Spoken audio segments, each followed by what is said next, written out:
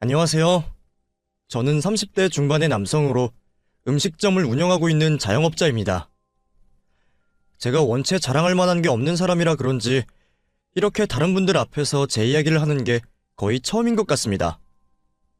그러다 보니 얘기를 어디서부터 어떻게 시작해야 할지도 모르겠고 우울한 제 개인사를 궁금해하실 분이 있으신진 모르겠지만 오늘은 저도 한번 남들에게 제 이야기를 전해보고 싶네요.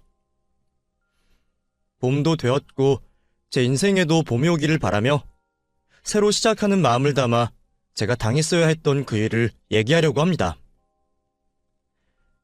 지금은 저도 제 가게 꾸리며 나름대로 먹고 살만 하지만 사실 제가 여기까지 오는 것이 결코 쉬운 일이 아니었습니다. 가진 것도 쥐뿔없고 도움받을 뒷배도 없었으니 정말 밑바닥부터 올라왔다고 해야 할 거예요. 저에 대한 치부를 이렇게 드러내고 싶진 않았지만 사실 저는 배운 것도 많이 없고 그렇다고 가진 것도 없는 어찌 보면 참 불쌍한 놈이었습니다. 가족이라고 할 사람도 누나 하나뿐인지라 부모 없다고 멸시도 많이 받고 자랐기에 별로 내세울 만한 가정사는 아니긴 아니죠. 실질적으로 제게 부모님이라는 존재가 정말로 없는 건 아니지만 그 사람들은 차마 가족이라고 말할 수도 없는 사람들이니 저는 사실상 고아가 맞는 것 같습니다. 물론 그래도 누나 덕분에 모자람 없이 자랄 수 있었지만 어쨌거나 제게 부모라는 존재는 없는 것과 마찬가지이며 제 스스로도 저를 고아라 여기며 살았습니다. 어쩌면 차라리 고아로 난 것이 낫겠다 싶을 때도 있었어요. 부모라는 사람들이 부모 노릇을 하지 않으니 차라리 없는 게 낫다 싶은 생각이 더 컸으니까요. 어려서 일들이 자세히 다 기억나진 않지만 제 어머니라는 사람은 제가 유치원 다니던 시절 일찍이 집을 나간 뒤로 소식이 끊긴 지 오래였고 아버지라는 사람을 집에서 본 기억도 없는 것 같습니다. 제가 평생 살면서 아버지 얼굴을 몇 번이나 봤는지도 모르겠고 덕분에 지금은 얼굴도 잘 기억이 안 날 정도니까요. 아버지가 집에 있을 때는 늘 술에 취해 잠만 잘 뿐이었고 정신이 있는 날이면 늘 밖에 있거나 아니면 어디서 술을 먹고 있었을 겁니다. 게다가 무슨 일을 하는 건지 일을 간다고 하면 몇 주씩이나 집을 비워두기 일쑤였으니 사실상 제가 아버지라는 인간을 마주한 일은 거의 없었던 것 같습니다. 누나 말로는 아버지가 돈 벌러 멀리 가셔서 그렇다고 했지만 그렇게 몇 주씩이나 자식들을 팽개치고 나가놓고는 정작 집에 가져다주는 돈은 별로 없었어요. 저야 그 당시 돈의 값어치를 제대로 알만한 나이가 아니었기에 누나가 생활비로 얼마를 썼는진 모르겠지만 우리 누나가 항상 달력 뒷장에다가 알뜰살뜰 가계부를 써가면서도 늘 10원 한 장 아까워했던 걸 보면 아버지가 가져다 주신 생활비가 절대 많은 돈은 아니었던 게 확실하겠죠. 그런 상황에서도 저는 누나 덕분에 밥 한 번 굶지 않고 잘 자랄 수가 있었습니다.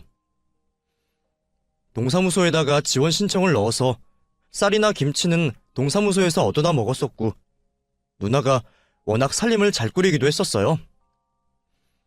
누나는 저보다 9살이 많았는데 당시 고등학생이라 저에게는 누구보다 어른 같았지만 지금 생각해보면 누나도 누군가를 책임지기에는 너무 어린 나이였다 싶습니다.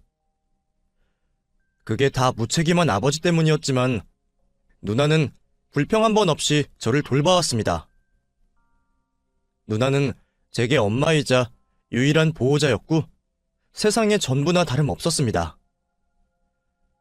누나도 저를 참 많이 사랑해주고 아껴줬었네요.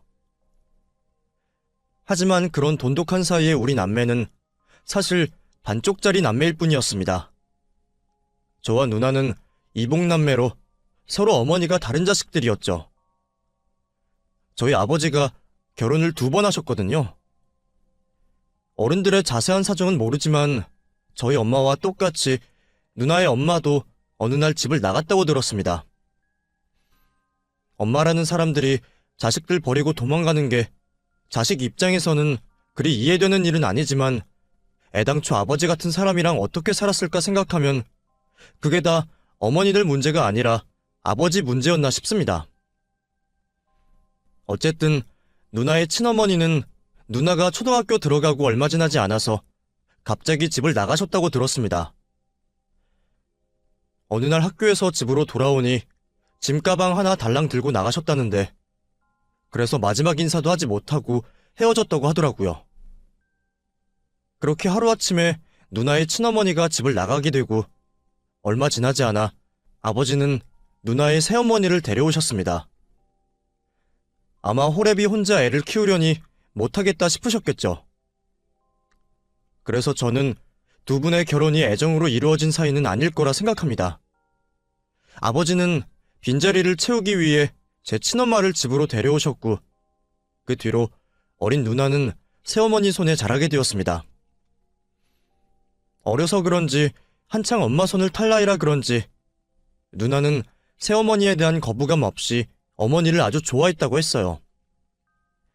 사실 8살이면 이전 기억이 그리 많을 나이가 아닐 테니 누나도 친어머니에 대한 기억은 별로 없었을 거고, 오히려 새어머니와의 추억이 더 많다고 하더군요. 그렇게 새어머니가 생기고 얼마 뒤 저희 엄마는 저를 가지셨습니다.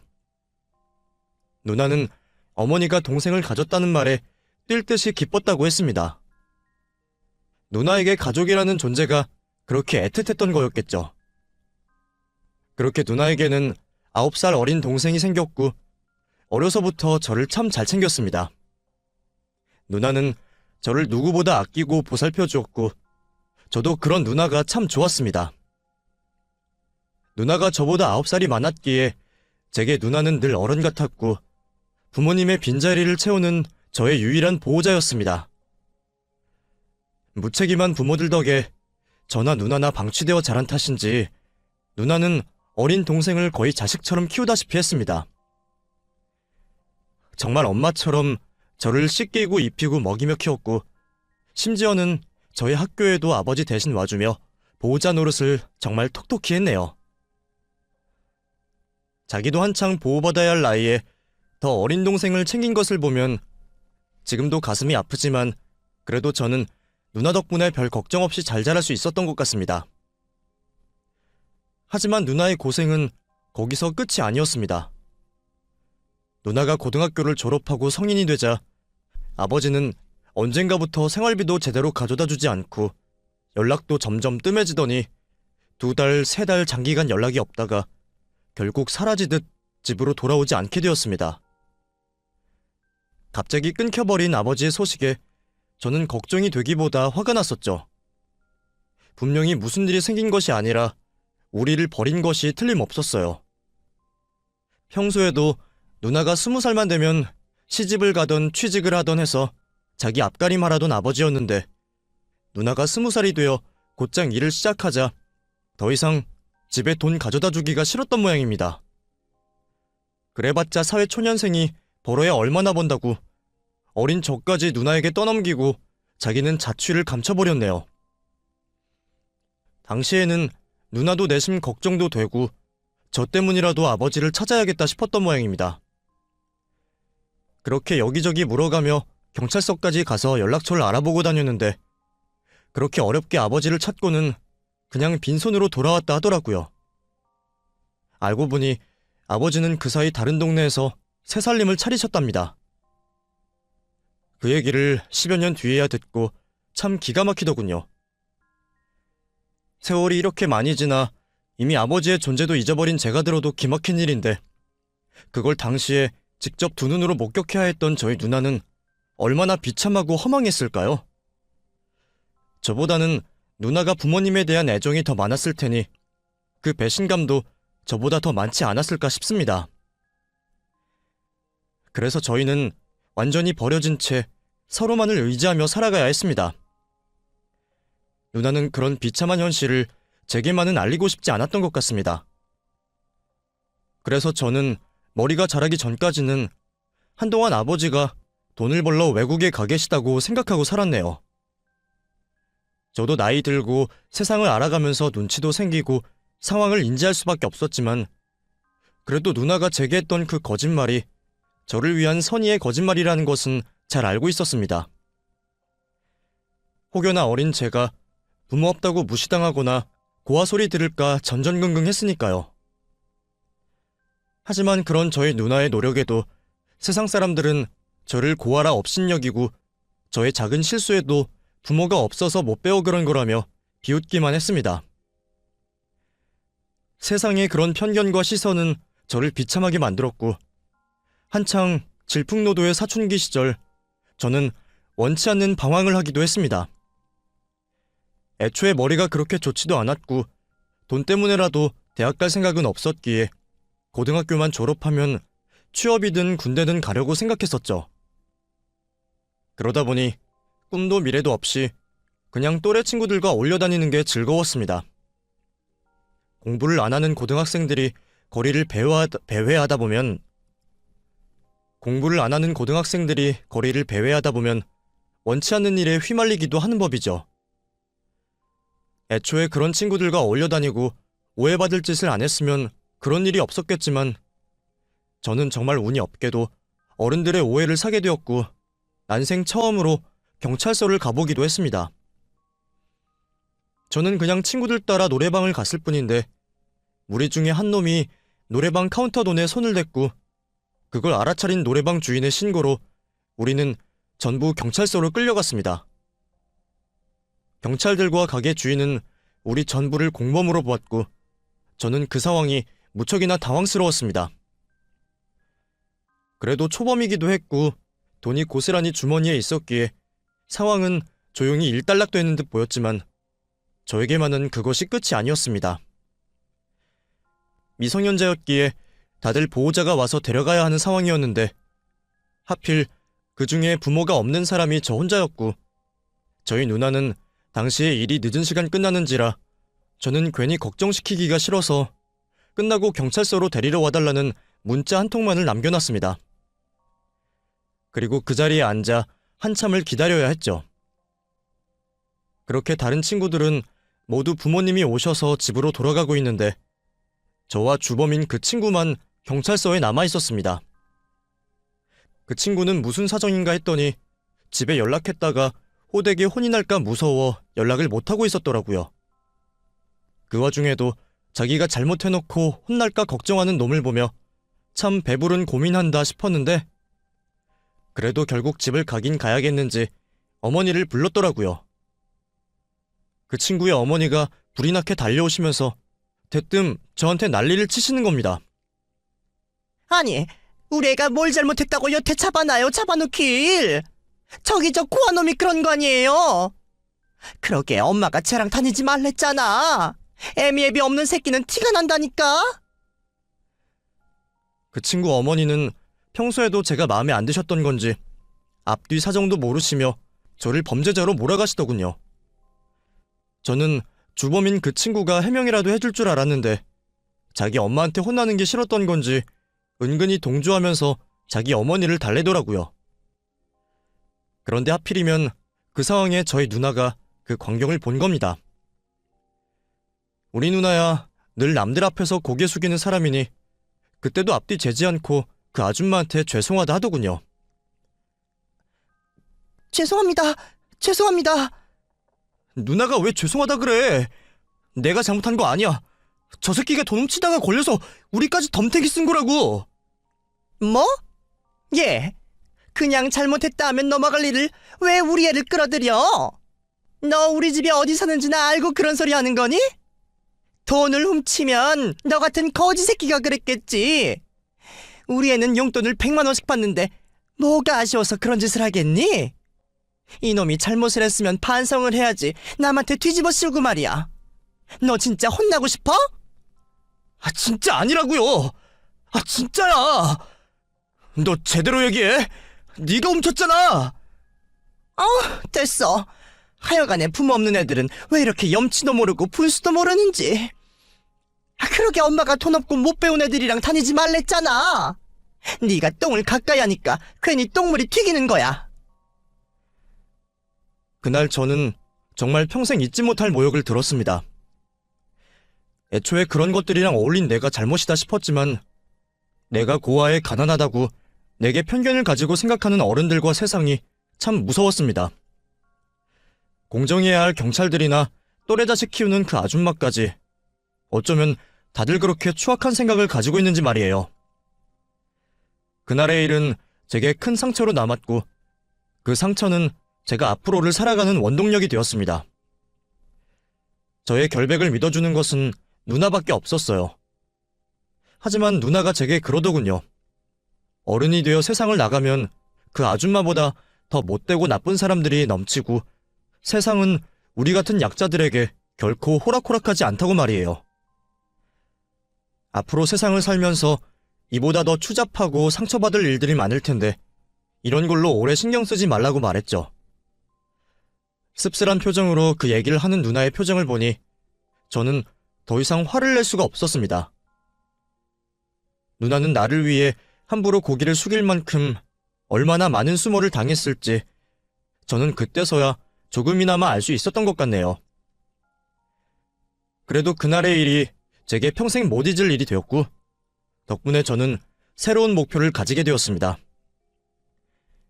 다시는 그런 무시를 당하지 않기 위해서 내가 할 수 있는 일을 하자고 말이에요. 고아라는 사실은 내가 어떻게 할 수 있는 일이 아니니 그렇다면 가난한 거지라는 오명이나마 벗어보자고 생각했습니다. 돈이라는 게 쉽게 굴러들어온 건 아니지만 그래도 뭐라도 하다 보면 무시 안 당하고 살 정도는 되지 않을까 싶었거든요. 그 뒤로 저는 아르바이트를 시작했고 악착같이 돈을 아꼈습니다. 당시에 학생 신분으로 아르바이트를 구하는 것이 쉬운 일은 아니었지만 일만 시켜준다면 어떤 일도 마다하지 않고 일을 다녔습니다. 어차피 잠이야 학교 가서 자면 되니까 뭐라도 해서 돈을 벌어야겠다 싶었어요. 돈이 있어야 우리 누나 고생도 덜 시키고 돈이 있어야 더 이상 무시당하지 않고 살겠다 싶었죠. 그제서야 조금 철이 든 저는 그 뒤로 한 번도 몸을 쉬었던 적이 없는 것 같습니다. 군대에 있었던 2년 동안에도 시간이 아까워서 이것저것 자격증 따고 뭐라도 돈으로 만들 궁리를 했었습니다. 그렇게 쉴 새 없이 살아온 저는 제대 후에도 여러 가지 일을 하며 돈을 모았고 제 통장에는 5천만 원이라는 거액이 찍히게 되었습니다. 지금이야 그 정도 돈은 제게 몇 달 매출 정도밖에 안 되는 돈이지만 당시에 그 돈은 저의 전 재산이었고 피 같은 돈이었습니다. 돈을 벌어야겠다는 막연한 생각에 무작정 돈을 모으기는 했지만 사실 제가 열심히 돈을 모았던 것은 다른 이유가 또 있었습니다. 그동안 나 때문에 고생만 한 누나에게 조금이라도 보탬이 되고 싶었거든요. 당시 누나는 오랫동안 사귀던 남자친구가 있었는데 30이 된 나이에도 선뜻 결혼 결정을 내리지 못하고 있었습니다. 처음에는 아직 연애하는 게 좋다며 제가 군대 다녀온 뒤에 하겠다며 이런저런 핑계를 대곤 했지만 사실 저는 누나의 가장 큰 고민이 돈이었다는 것을 잘 알고 있었습니다. 그동안 누나 혼자 벌어서 생활비를 대왔으니 사실상 누나는 모아둔 돈이 거의 없었습니다. 우리 누나야말로 세상 누구보다 열심히 살았는데 겨우 돈 때문에 결혼을 미룬다는 게 당시로는 믿을 수 없을 정도로 속상한 일이었습니다. 그래서 저는 친정이 없어서 결혼자금 받을 수도 없는 누나에게 모자라지만 결혼자금을 만들어주고 싶었습니다. 그렇게 모았던 돈이 5천만 원이었고 저는 그 5천을 모으자마자 당장 누나에게 달려가 그 돈으로 결혼하라고 말해주었습니다. 누나는 제가 자신있게 내민 통장을 한참 들여다보더니 갑자기 하염없이 눈물을 흘렸습니다. 그날 누나가 보인 눈물의 의미가 뭐였을지 그건 저와 누나만 알 수 있는 감정이었을 겁니다. 그동안 부모도 없이 서로만 의지하며 살았던 남매였으니 저희는 누구보다도 서로의 행복을 빌어주고 싶었습니다. 누나도 저의 그 마음을 알아준 건지 평소라면 제게 10,000원 한 장 받기 싫어하던 누나도 그 통장만큼은 별말 없이 고맙다며 받아주었고 누나는 그 이듬해 무사히 결혼식을 올릴 수 있었습니다. 정말 제 돈 때문에 결혼을 했다고 생각하진 않지만 그래도 누나의 짐을 좀 덜어주지 않았을까 생각합니다. 어린 줄만 알았던 동생이 그만큼 철이 들었고 뭔가를 할 수 있다는 것을 보여줬다고 말이죠. 그 뒤로 누나는 예쁜 아들, 딸도 낳고 참 행복한 결혼 생활을 이어갔습니다. 저도 누나에게 걱정 끼치기 싫은 마음에 어느 때보다 열심히 살았고 다시 열심히 돈을 모아갔습니다. 그러다 몇 년 뒤 정말 운 좋게도 일하던 가게의 사장님에게서 작은 가게를 인수받을 수가 있었습니다. 권리금도 거의 없이 헐값에 가게를 넘겨주신다기에 그동안 모은 돈을 탈탈 털어서 가게를 넘겨받아 그렇게 제가 음식점을 시작할 수가 있었습니다. 물론 테이블 4개짜리 조그마한 가게였지만 당시 제게는 레스토랑 부럽지 않은 깊은 의미가 있었습니다. 제가 가게를 시작하게 되며 누나도 좋아했고 저도 열심히 해서 제 미래를 좀 더 꾸려볼 그런 생각을 하고 있었죠. 그렇게 해서 돈도 빨리 모으고 결혼도 해야 할 테니 말입니다. 사실 저는 원래 결혼 생각이 없던 사람이었는데 누나가 결혼한 뒤에는 점점 생각이 바뀌더라고요. 가정을 꾸리고 그제야 안정적인 삶을 살아가는 누나를 보며 저도 하루빨리 결혼을 하여 내 가정을 꾸리고 싶다는 기대를 하게 되었던 것 같습니다. 어려서는 부모에 대한 원망 때문인지 결혼이고 뭐고 다 의미 없는 거라 생각했는데 결혼해서 행복해진 누나를 보니 저 역시도 그런 행복을 누리고 싶은 욕심이 생겼던 거죠. 게다가 무엇보다 저희 누나가 그걸 가장 바라곤 했으니 저도 한 번쯤은 누나의 기대를 충족시켜주고 싶은 그런 생각을 하고 있었습니다. 하지만 결혼이 쉬운 게 아니더라고요. 결혼이 나 혼자 할 수 있는 것도 아니고 여자가 있어야 할 텐데 가게 운영을 한 뒤로는 사람 만날 정신도 없이 일만 하고 살았기에 저의 욕심과 달리 결혼이란 너무 먼 이야기만 같았습니다. 그렇게 조금씩 나이만 먹으며 벌써 30이 훌쩍 넘어가 버리게 된 거죠. 가게 밖으로 나갈 일 없는 제가 여자를 어디서 만날 수가 있었겠어요? 그런데 그러던 차에 제게도 인연이 찾아오더군요. 그녀는 저희 가게에 매일같이 혼자 오시는 손님이었습니다. 저희 가게가 1인 식사도 가능했기에 종종 혼자 오시는 분들이 적진 않지만 그렇게 매일같이 오는 손님은 드물기는 했습니다. 단골 손님이 생긴다는 것은 사장 입장에서 환영할 일이죠. 게다가 당시가 코로나가 터진 이후이다 보니 정말 손님 한 분 한 분이 다 소중하고 아쉬울 참이었습니다. 그래서 거의 매일같이 가게에 오셔서 조용히 식사를 하시는 그 여자분을 보며 저는 기쁜 마음에 서비스도 드리고 아는 체를 하게 되었죠. 또 오셨네요. 이건 단골 손님께 드리는 서비스입니다. 맛있게 드세요.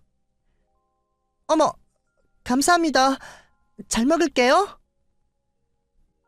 그렇게 그 손님이 오실 때면 저는 늘 아른 체를 하면서 단골 손님을 반갑게 맞았고 언제부터인가는 그 손님이 오지 않으실 때면 무슨 일이 있으신가 궁금하기까지 했습니다. 매일 점심이나 저녁을 혼자 드시는 걸 보면 제가 봤을 때는 근처에 혼자 사시는 분 같았기에 저는 제 또래로 보이는 그녀에게 괜한 관심을 갖게 되었습니다. 그러다 한 번은 둘이 같이 술을 한잔하게 되는 일이 생겼어요. 그즈음 포장 손님 말고는 손님도 별로 없었고 그날따라 홀에는 그 손님 말고는 아무도 없었습니다. 어차피 영업 제한 때문에 마감도 일찍 할 생각이었는데 그 손님만 보내고 정리해야겠다는 생각에 저는 문 앞에 일찍이 마감 사인을 걸어두었었어요. 오늘 제가 마지막 손님인가 봐요? 예, 요즘 손님도 없고 저도 오늘은 일찍 들어가 볼까 싶네요. 그래도 아직 영업시간은 한참 남았으니 천천히 드세요. 사장님, 그러시면 오늘 저랑 맥주 한잔 하실래요? 저도 오늘은 술이 땡기는데 혼자 마시려니 좀 그래서요. 평소라면 당연히 거절했을 그 난감한 제안을 그날은 왜 선뜻 받아들였는지 모르겠습니다. 아마 그녀를 향한 제 관심이 어느새 깊어져 있었는지도 모르겠네요. 그렇게 저는 식사를 하던 그녀 앞에 마주 앉아 맥주를 마시게 되었습니다. 벌써 몇 달째 얼굴을 보고 지내서 그런지 왠지 가까운 사이처럼 편하더군요. 그렇게 맥주를 마시며 처음으로 서로에 대한 인적사항도 나누고 이런저런 사적인 얘기들을 나누게 되었습니다. 그러고 보니 저희 이름도 모르네요. 그래도 단골 손님인데 제가 이름 정도는 알아도 괜찮지 않을까요? 오늘은 술친구이기도 하고요. 저는 박규성입니다. 나이는 33이에요. 저는 김지연이에요. 29살이고요. 29살 지연 씨는 현재 공무원 준비를 하고 있다 말했습니다. 원래 회사를 좀 다니다가요. 오래 못 버틸 것 같아서 2년 전부터 공부 시작했어요. 남들보다 늦게 시작해서 그런지 쉽지가 않네요. 그래서 그런지 오늘 같은 날은 진짜 집에 들어가기가 싫더라고요. 괜히 부모님 눈치도 보이고. 공부를 하면서 압박감이 심한 건지 지연 씨는 나름대로의 고민이 많아 보였습니다. 그렇게 고민 상담을 하듯 얘기를 듣고 있다 보니 저희는 어느새 꽤 많은 얘기들을 나누게 되었네요. 어느새 제 치부라 생각해서 쉽게 하지 않았던 저희 개인사까지 떠들고 있더군요. 그래도 지연 씨는 꼭 합격할 거예요. 저 같은 사람도 이렇게 잘 먹고 사는데요. 저는 부모도 없었고 돈도 없었는데 조금씩 열심히 하다 보니 이렇게 가게도 차리고 잘 살잖아요. 지연 씨는 저보다 더 나으신 것 같은데 너무 자책하지 마세요. 저는 사장님이 더 부러운걸요? 젊은 나이에 벌써 자기 가게 사장이라니. 솔직히 공부하면서도 부모님 돈만 축내는 것 같아서 마음이 안 좋아요.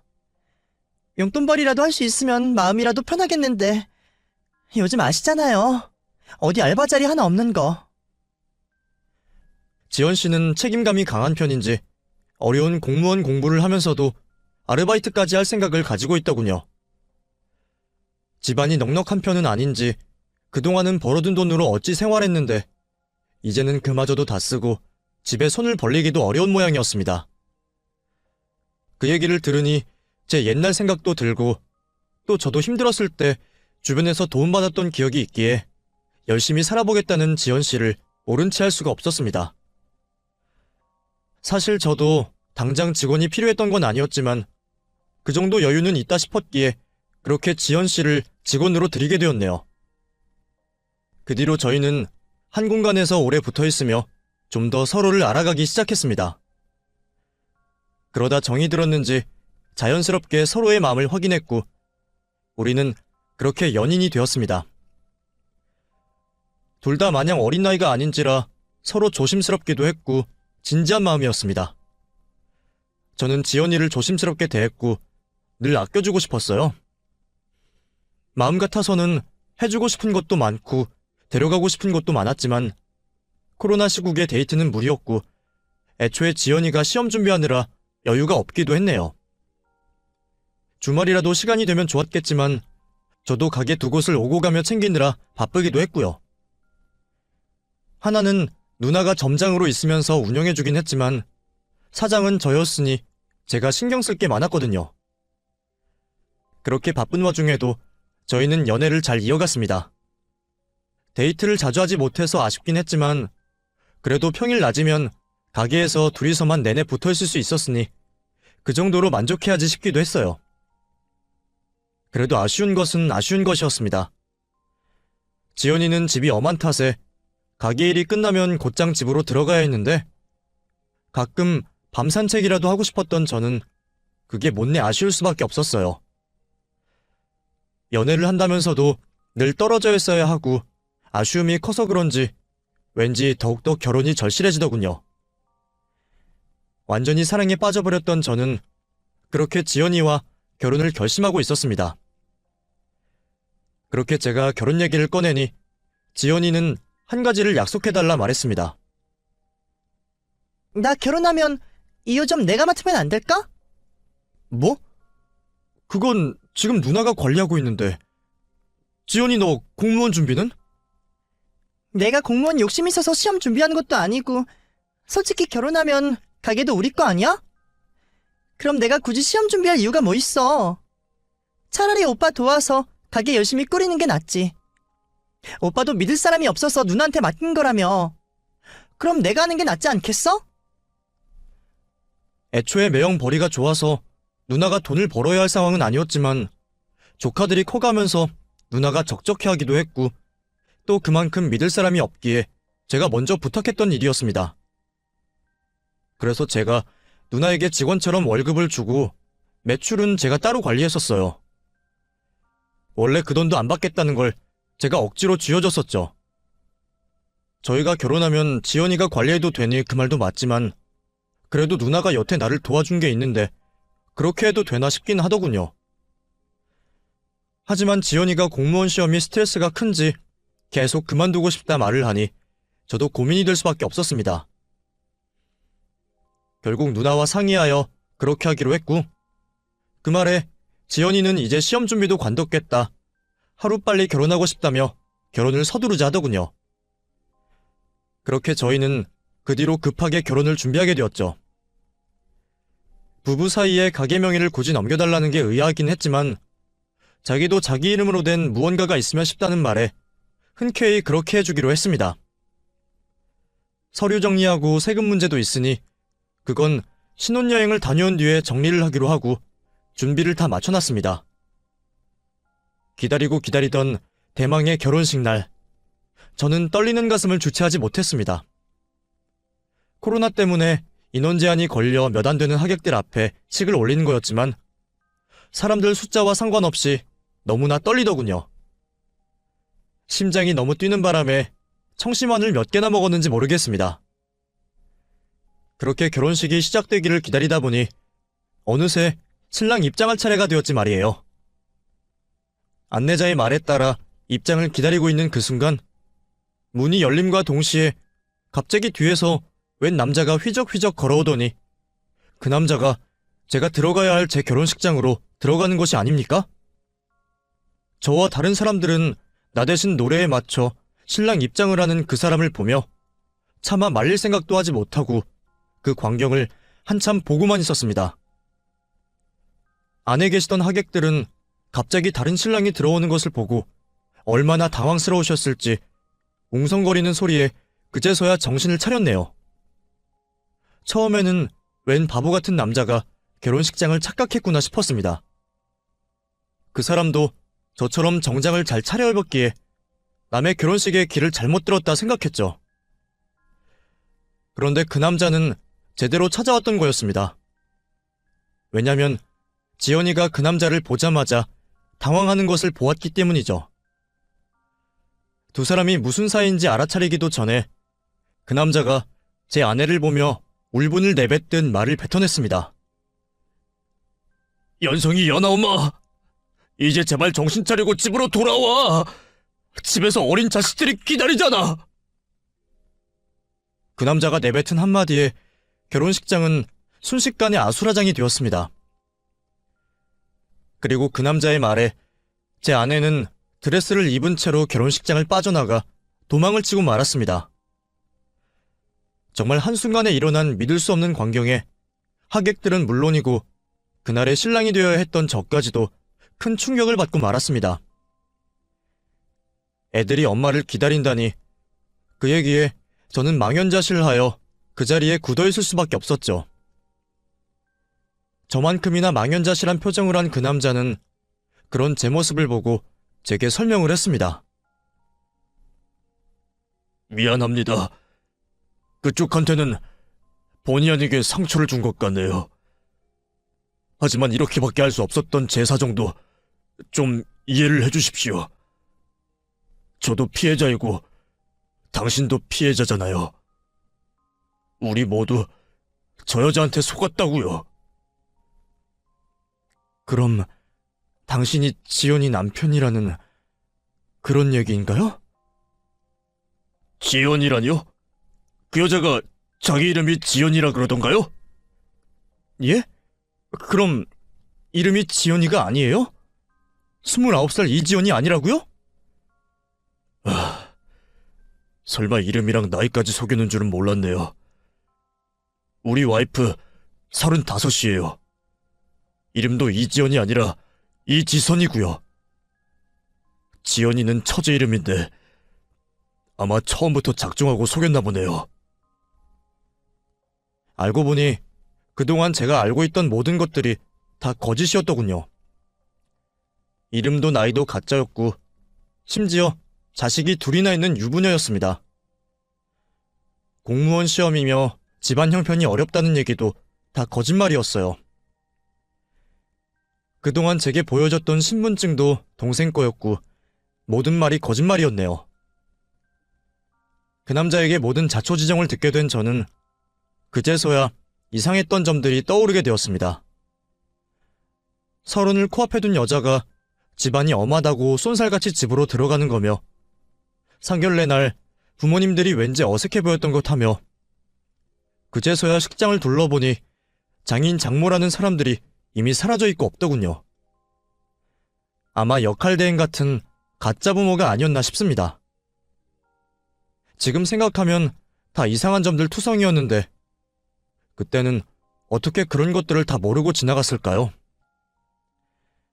속았다는 생각에 화가 나기보다 그런 얄팍한 거짓말에 속은 제게 너무 화가 났습니다. 그동안 열심히 잘 살았다고 생각했는데 그깟 여자한테 홀려서 이런 일이나 당한 제가 너무 한심스럽고 자괴감이 들더라고요. 하지만 저만큼 그 남자도 참 불쌍했습니다. 그 남자도 뒤늦게나 부인의 외도를 알아차리고 그동안 마음 많이 썩었던 모양이더라고요. 자기 남편한테는 애들 키우면서 너무 답답하다며 월급이 쥐꼬리 같아서 알바라도 하겠다고 말했답니다. 그래서 처음에는 의심도 못하고 일을 다니는 줄만 알았대요. 그래도 꼬리가 길면 밟히는 법인지 남편 몰래 결혼 준비한다고 수상 쩍던 아내의 뒤를 밟았고 그렇게 이런 사실을 다 알게 되었답니다. 멀쩡해 보이는 두 남자가 한 여자에게 제대로 농락당했다는 사실에 저는 동병상련을 느꼈습니다. 그동안 얼마나 철저하게 속인 건지 갑갑하네요. 아시다시피 저도 고인은 아니었지만 본의 아니게 상황이 이렇게 되어 참 죄송하게 생각합니다. 솔직히 덕분에 이제라도 알아서 얼마나 다행인지 모르겠어요. 저희 신혼여행 다녀오면 혼인신고하고 제 가게까지 넘겨주기로 했었거든요. 덕분에 큰일은 면했으니 제가 감사하다 해야 할지 어떻게 도움을 드릴 수 있을지 모르겠네요. 혹시 증거 같은 게 필요하시다면 제가 어떻게든 도와드릴게요. 이혼하실 거죠? 아니요. 이혼할 생각은 없어요. 오늘도 제가 이렇게 결혼을 막은 건 애들 엄마가 집으로 돌아오기를 바라서였어요. 물론 저는 그 여자가 너무나 괘씸하지만 애들이 아직 너무 어려서 차마 이혼은 못하겠네요. 애들 생각해서라도 제가 참고 살아야죠. 자식 때문에 그런 여자를 용서해야 하는 그 남자가 참 안타까웠지만 본인의 선택이라니 제가 참견할 일은 아니었죠. 그래도 고맙고 미안한 마음에 저는 어떻게라도 보답을 하겠다며 그 남자에게 제 연락처를 남기고 나왔습니다. 결혼식이 파투나고 저는 누나와 매형에게 깊은 위로를 받았습니다. 솔직히 두 사람도 뭐라 말을 해야 할지 몰랐을 거예요. 하지만 속인 사람이 나쁜 거지 속은 제가 나쁜 게 아니라며 저를 끝까지 위로해 주었습니다. 주변 사람들은 그래도 결혼 전에 그래서 얼마나 다행이냐며 저더러 액땜한 셈 치라 말하더군요. 이미 벌어진 일을 주워 담을 수도 없고 저는 시간이 지나 그 일을 빨리 잊고 싶은 마음뿐이었습니다. 그날 이후 결혼식장에서 도망간 그 여자는 다시는 가게로 찾아오지도 않고 전화도 받지 않았습니다. 따져 묻고 싶은 게 수만 가지였는데 만날 일이 없으니 어디 화풀이할 곳도 없었죠. 그렇게 몇 주가 지났을까요? 어느 날 제게 모르는 번호로 연락이 걸려왔습니다. 혹시 그 여자인가 싶어 얼른 받았더니 낯익은 남자가 말을 걸어왔습니다. 그때 그 남편인데요. 혹시 도와주신다는 그 말씀 지금도 유효할까요? 그렇게 우리는 몇 주 만에 다시 만나 얘기를 나누게 되었습니다. 그 남편도 그 사이 일이 많았는지 볼이 홀쭉해져서는 꼴이 말이 아니더군요.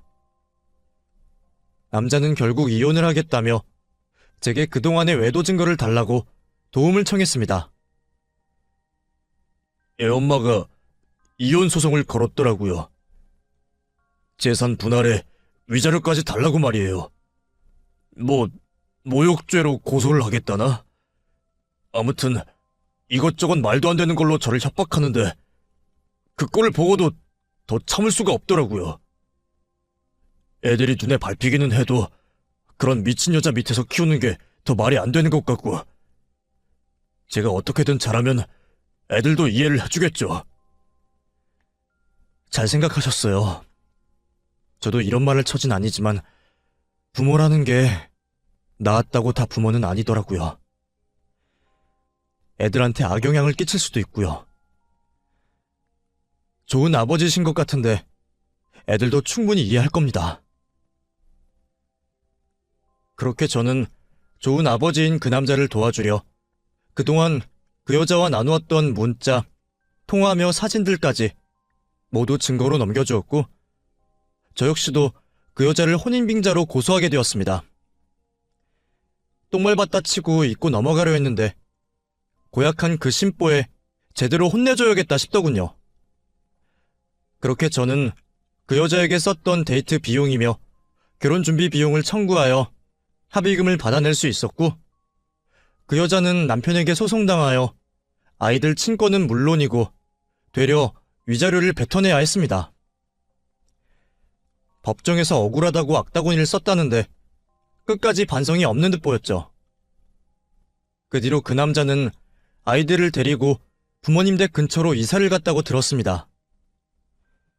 나중에 상황이 정리되고 얘기를 들으러 한번 만나기는 했지만 좋은 일로 만난 사이도 아닌지라 결국 연락은 끊기게 되었네요. 두 남자 모두 큰 상처를 받았지만 이로써 무사히 정리가 된 게 아닌가 싶습니다. 그래도 저는 덕분에 일이 벌어지기 전에 끝이 나서 얼마나 다행인가 싶네요. 그렇다고 속아서 상처받은 아픔까지 없던 일이 되는 것은 아니지만 열심히 살다 보면 제게도 또 좋은 인연이 찾아올 것이고, 그렇게 사람에게 받은 상처는 다른 사랑으로 지워질 거란 믿습니다. 그때까지 저도 누나와 가족들과 행복하게 지내며 잘 살아가도록 하겠습니다. 감사합니다.